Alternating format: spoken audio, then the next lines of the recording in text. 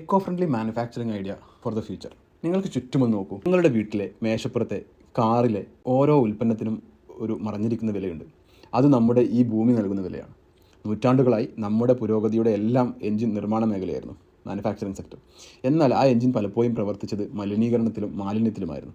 ലോകത്തിലെ ഹരിതഗൃഹ വാതകങ്ങളുടെയും വ്യാവസായിക മാലിന്യങ്ങളുടെയും ഒരു വലിയ പങ്ക് മാനുഫാക്ചറിങ് മേഖലയിൽ നിന്നാണ് വരുന്നത്. എന്നാൽ ഇതിനൊരു മാറ്റം വന്നാലോ? നമ്മുടെ ഫാക്ടറികൾ വനങ്ങൾ പോലെ ശുദ്ധമായാലോ? ഭാവി വെറുതെ വരികയല്ല, അത് നിർമ്മിക്കപ്പെട്ടുകൊണ്ടിരിക്കുകയാണ്. നിങ്ങൾ ചിന്തിക്കുന്നതിനേക്കാൾ ഹരിതാപമായ ഒരു ഭാവി. നമുക്ക് അതിനെക്കുറിച്ച് നോക്കാം. വീഡിയോ സ്കിപ്പ് ചെയ്യാതെ മുഴുവനായിട്ട് കാണുക. നമസ്കാരം, welcome to my YouTube channel we start map. നിങ്ങളുടെ മാനുഫാക്ചറിംഗ് ബിസിനസ് രംഗത്തെ ഒരു ഉത്തമ വഴികാട്ടി. Please subscribe my channel. ഒരു പുതിയ വ്യാവസായിക വിപ്ലവത്തിലേക്ക് സ്വാഗതം. ഒരു ഹരിത വിപ്ലവം. നമ്മുടെ ഫാക്ടറികൾ ഇനി പരിസ്ഥിതിക്ക് ഒരു ഭാരമാകാത്ത ഒരു പുതിയ യുഗത്തിൻ്റെ വക്കിലാണ് നമ്മൾ. അവിശ്വസനീയമായ പുതിയ സാങ്കേതിക വിദ്യകൾ നിർമ്മാണ മേഖലയെ മാറ്റിമറിക്കുകയും മുമ്പത്തേക്കാൾ വൃത്തിയുള്ളതും മികച്ചതും സുസ്ഥിരമാക്കുകയും ചെയ്യുന്നു.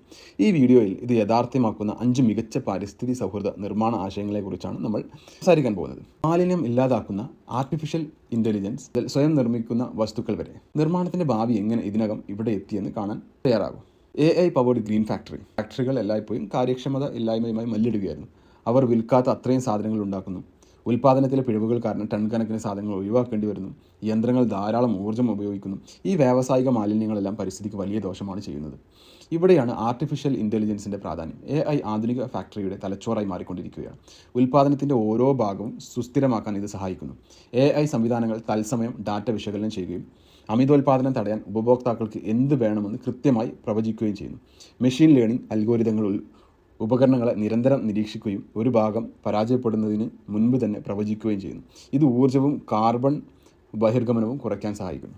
സർക്കുലർ ഇക്കോണമിയുടെ മാന്ത്രികത. നമ്മുടെ പരമ്പരാഗത രീതി എടുക്കുക, ഉണ്ടാക്കുക, വലിച്ചെറിയുക എന്നതാണ്. ഈ രീതി നമുക്ക് മാലിന്യങ്ങൾ നിറഞ്ഞ ഭൂമിയും പ്ലാസ്റ്റിക് നിറഞ്ഞ സമുദ്രങ്ങളും സമ്മാനിച്ചു. വിലയേറിയ വസ്തുക്കളാണ് നമ്മൾ വലിച്ചെറിയുന്നത്. സർക്കുലർ ഇക്കോണമി ഈ മാതൃകയെ പൂർണ്ണമായി മാറ്റുന്നു.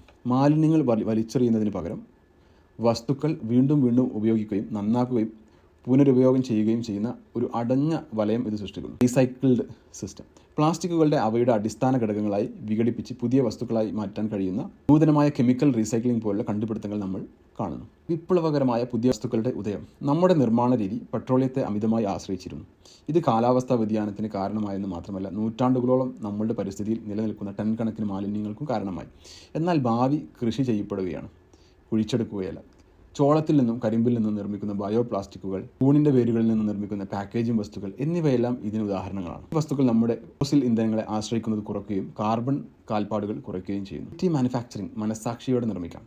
ഒരു ശില്പി പ്രതിമയുണ്ടാക്കുന്നത് പോലെയായിരുന്നു പഴയ നിർമ്മാണ രീതി. ഒരു വലിയ കല്ലിൽ നിന്ന് ആവശ്യമില്ലാത്ത ഭാഗങ്ങൾ കൊത്തിക്കളയുന്നു.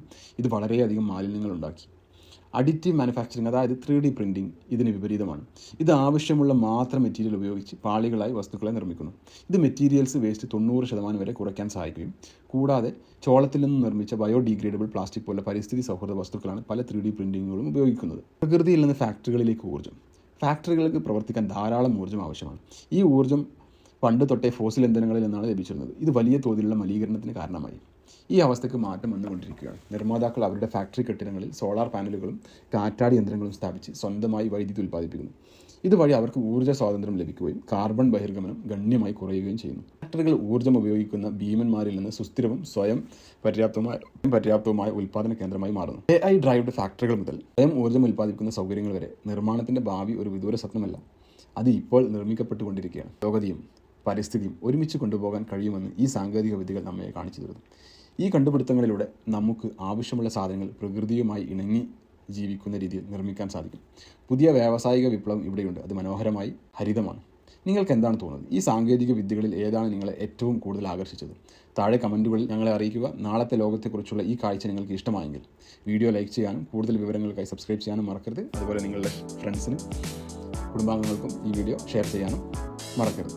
നല്ലൊരു മാനുഫാക്ചറിങ് യൂണിറ്റ് തുടങ്ങുന്നതിൻ്റെ സ്റ്റെപ്പ് ബൈ സ്റ്റെപ്പ് ആയിട്ടുള്ള വീഡിയോയുടെ ഭാഗമായി നാളെ നമ്മുടെ ചാനലിൽ ഇങ്ങനെ ChatGPT അതുപോലുള്ള AI ടൂൾസുകളും നമുക്ക് നമ്മുടെ മാനുഫാക്ചറിങ് യൂണിറ്റ് എന്ന സ്വപ്ന സാക്ഷാത്കാരത്തിൽ ഉടനീളം ഉപയോഗിക്കാമെന്നതിനെ കുറിച്ചുള്ള വീഡിയോ ആണ്. With lot of surprises. Please stay tuned. Thank U.